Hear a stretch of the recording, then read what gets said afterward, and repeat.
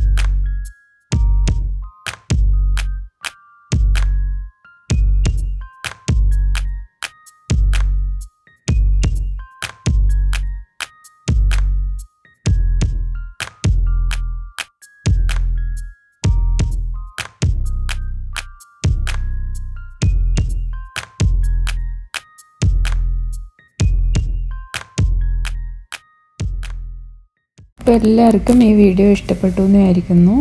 ഇഷ്ടപ്പെട്ടിട്ടുണ്ടെങ്കിൽ എൻ്റെ channel like ചെയ്യാനും കമൻറ്റ് ചെയ്യാനും സബ്സ്ക്രൈബ് ചെയ്യാനും മറക്കരുത്. എത്രയും പെട്ടെന്ന് തന്നെ പുതിയൊരു വീഡിയോയുമായി നമുക്ക് വീണ്ടും കാണാം. അതുവരേക്കും ബായ്.